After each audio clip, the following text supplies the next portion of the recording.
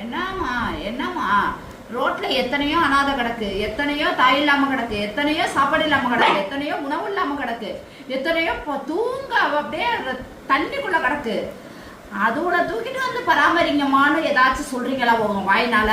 என்னட்ட இருக்கிறத வாங்கிக்கோங்க, என்னட்ட இருக்கிறத வாங்கிக்கோங்க அப்படின்னு தான் உங்க மனசாட்சி சொல்லுத ஒழிஞ்சு அவங்களையெல்லாம் பாருங்கம்மா அப்படின்னு நீங்க சொல்லவே மாட்டேங்கிறீங்க. என்கிட்ட இருக்கிறத பாரு, என்னால முடியல. ஒரு பிள்ளைய வச்சு உங்களால பார்க்க முடியல. இத்தனை பிள்ளைங்க நாங்க பார்க்கணும், அப்ப எங்களையும் யோசிக்கணுமா இல்லையா? எங்க உயிரெல்லாம் முக்கியம். நாங்க போயிட்டா இவங்களை யாரு பாக்குறது? ஒரு நிமிஷம் அதை யோசிச்சு பாருங்க.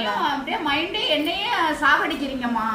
அதுலயே எங்க அம்மாக்கு உடம்பு சொல்லாம போயிடுது. அளவுக்கு நீங்க பேசுறீங்க. முக்காவாசி போன் வந்து நான் குடுக்கறேன்னு அதை கேட்டு கேட்டு எங்க அம்மாக்கு உடம்பு சொல்லாம போயிடுச்சு. சரியாம எனர்ஜி போய் பேச முடியாம என்னால ரொம்ப இதாயிட்டு, எனக்கு எல்லாமே கூடிருச்சு.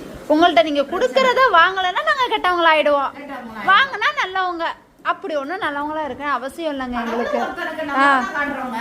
கடவுள் ஒருத்தனுக்கு தெரியும் நான் நல்லவளா கெட்டவளான்னு, தெரியுங்களா?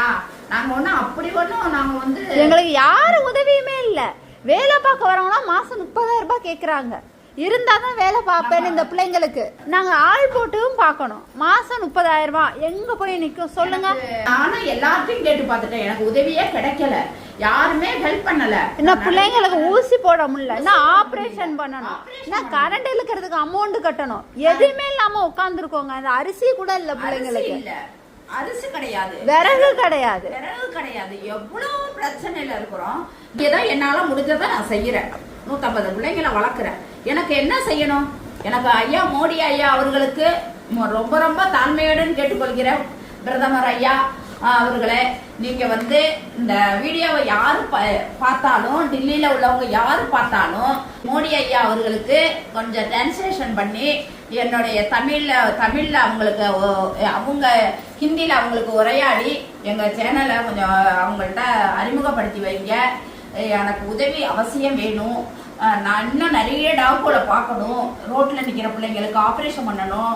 என்னால முடிஞ்சதை நான் செஞ்சுக்கிட்டு இருப்பேன். எனக்கு காசு மட்டும் இருந்துச்சுன்னா நான் என்னால முடிஞ்சதை இந்த பிள்ளைங்களுக்கு அடுத்தடுத்து நான் செஞ்சிருவேன். இந்த பிள்ளைங்களை கொடுக்குறவங்கன்னு சொல்றவங்கள்ட்ட நாங்க அமௌண்ட் கேட்போம்.